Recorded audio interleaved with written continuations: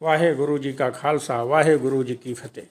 जब असत्य की दुख की कालिमा सघन हो जाती है, मानवता मनुष्यता का भविष्य काले रातों में घिर जाता है, तो उसी समय ये हमारा अस्तित्व, ये यूनिवर्स, ये ब्रह्मांड हमारा, ये करुणा बस, ये मानवता के कल्याण बस, धर्म हेतु अवतरे गोसाई परमात्मा हमारा हम मनुष्यता का संकट दूर करने के लिए सदगुरु के रूप में, गुरु के रूप में वो शरीर लेता है। फिर उसी क्रम में जब हमारी धरती पे घोर अंधकार फैल गया था, असमानता का, ऊंच नीच, जातिगत आधार पे, क्षेत्रीय आधार पे, भाषा के आधार पे, लिंग के आधार पे तरह तरह के विभेद हम में पैदा हो गए थे। और यही नहीं, साधना के आधार पे भी धरती पे विभिन्न तरह की साधनाएं, जैसे हमारे यहाँ ही भारतवर्ष में ले लीजिए, कोई विष्णु का उपासक है, कोई शिव का उपासक है, कोई शक्ति का उपासक है, कोई तंत्र मार्गी है, अलग अलग मार्ग, यानी बंटवारा नियति बन गई थी हमारे मानव जीवन मात्र की।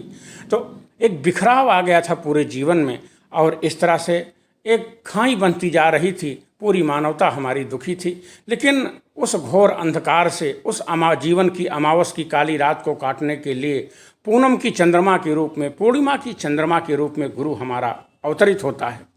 इसीलिए गुरु के अवतरण दिवस को हम प्रकाश पर्व कहते हैं, कि हमारे जीवन को प्रकाशित करता है, मानवता के पथ को प्रकाशित करता है वो गुरु। इसीलिए हमारे गुरुओं के जन्मदिन को प्रकाश पर्व कहते हैं। तो आज गुरु नानक साहिब देव जी का 553वां प्रकाश पर्व है। अब हम थोड़ी बात करेंगे, जब गुरुदेव अवतरित थे धरती पे, तो उन्होंने देखा कितना बिखराव धरती पे। तो आते ही उन्होंने जो धर्मों का मूल है पूरे धरती के, उन्होंने एक देशना दी पूरी मानवता को, कि एक नूर ते सब जग उपजा, कौन भले को मंदे। सबको कहा एको ब्रह्म द्वितीयो नास्ति, एक ही नूर से, एक ही पिता की, एक ओंकार सतनाम, एक ही पिता की हम लोग संतानें हैं, तो विभेद कैसा, सबको एक डोर में बांधा। और दूसरी बात, तरह तरह की हम लोग साधनाएं कर रहे थे, तरह तरह की प्रार्थनाएं कर रहे थे। तो उन्होंने कहा कि इस तरह से तो बिखराव तुम्हारा, तुम अंतिम बिंदु को छू भी नहीं पा रहे हो, सिद्धि भी तुमको साधना में नहीं मिल पा रही है, तुम्हारी इस लौकिक इस सांसारिक जीवन में कोई मस्ती नहीं, कोई आनंद नहीं है, और तुम एक उदासी से जीवन भरता जा रहा है। प्रभु ने क्या, आते ही सदगुरु भगवान ने क्या किया, नानक देव जी भगवान क्या करते हैं, नानक देव जी ये करते हैं कि सबको इकट्ठा करते हैं, और इकट्ठा करने के बाद में क्या करते हैं कि तुम कीर्तन करो।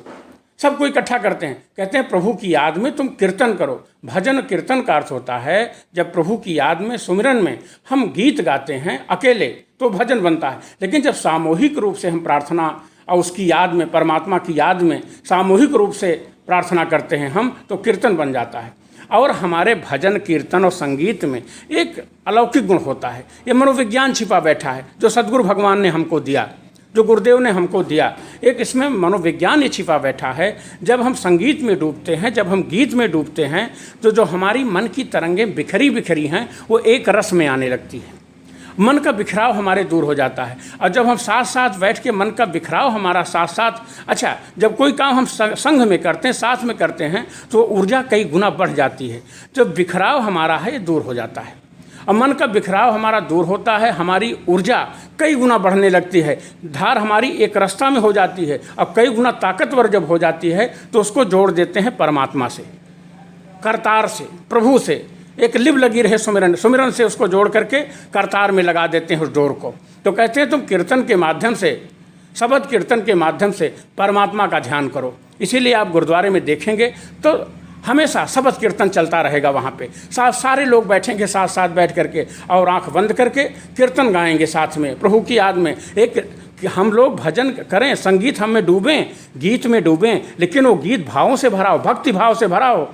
नहीं, फूहड़पन से भरा होगा तो वासना जग जाएगी, माया मिली न राम, फिर हम कहीं के नहीं रहेंगे। नहीं, उसमें क्या करना है, करतार की याद करना है, एक ओंकार सतनाम, उस तरफ चलना है हमको। तो उस संगीत में जब हमारी ऊर्जा पिघलती है, हमारे भीतर तारी लगती है, तो उसको उस डोर को हम बांध देते हैं परमात्मा से।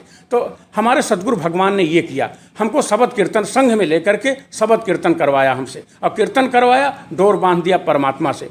खुद भगवान श्री जब गाते थे, खुद नानक देव जी महाराज जब गाते थे, तो मर्दाना संगीत देता था, धुन देते थे मर्दाना मुसलमान थे। तो क्या हिंदू, क्या मुसलमान, क्या ईसाई, जब सदगुरु प्रकट होता है सब एक हो जाते हैं।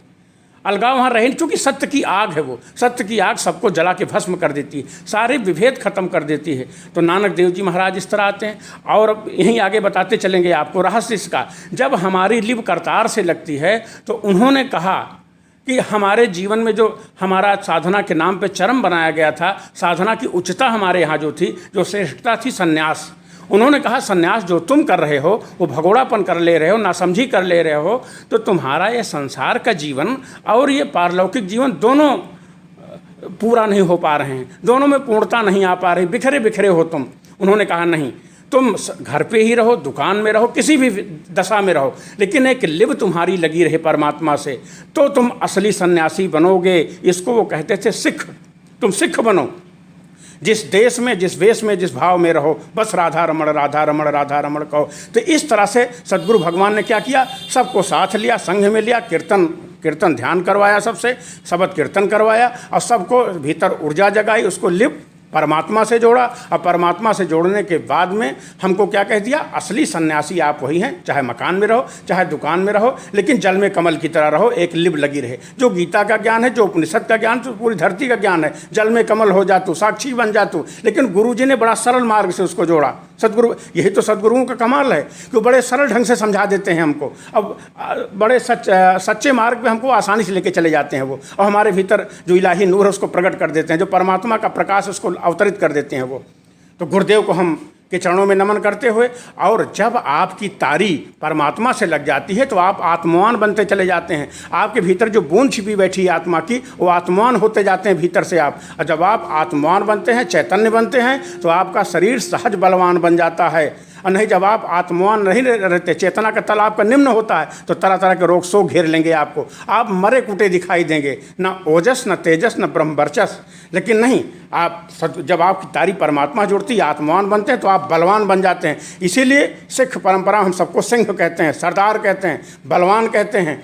और वो परमात्मा की डोर अजर अमर है, उसका कोई नाश नहीं है। इसलिए जब हम उस डोर से बंधे रहते हैं, उस डोर की, उसका प्रकाश हमारे भीतर लिव के माध्यम से, तारी के माध्यम से जब भीतर हमारे आता रहता है, तो हमको अभय प्राप्त होता है। पहली बार हम सिंह बनते हैं, हमको अभय मिलता है, निर्भय बनते हैं, और मौत हमारा कुछ नहीं कर पाती। इसीलिए सरदार परंपरा में बलिदानों की बड़ी पावन परंपरा आप देखेंगे, बड़ी उच्चतम। अगर यूँ कहा जाए, भारतवर्ष को आज बचाने में किसी का सबसे बड़ा अगर हमको बचाने में हाथ है, तो हमारे सद्गुरु भगवान की कृपा, वो उनकी दसों सिख साहिबानों की कृपा, जो उनकी देशना थी, हमको आत्मान बनाया और हमको ऐसा सिंह बना दिया कि हम बलिदान देने से नहीं पीछे हटे। तो सुखदेव, सरदार भगत सिंह, चंद्रशेखर तिवारी, तो फिर आपको इस तरह बलिदानी दिखाई देंगे धरती पे, भारतवर्ष में। वो गुरुदेव का कमाल था, आपको आत्मान बनाया, मृत्यु से निडर कर दिया। मृत्यु से वीर बालक रहो तुम निडर, तो मृत्यु से तुमको अभय प्रदान कर दिया। और जब मृत्यु से अभय हुआ, तुम सच्चे बलिदानी बन सके। इसीलिए गुरु तेग बहादुर को हिंद दी चादर हम कहते ही हैं कि वो जैसे ओजोन परत से, राक्षसी शक्तियों से हमारे देश की रक्षा किया उन्होंने। और यूनान, मिस्र, रोमा सब मिट गए जहाँ से। आखिर कुछ बात है जो मिटती नहीं, हस्ती हमारी। इसीलिए हमारी हस्ती मिटती नहीं है, और हम पूरी दुनिया में छाए हुए हैं।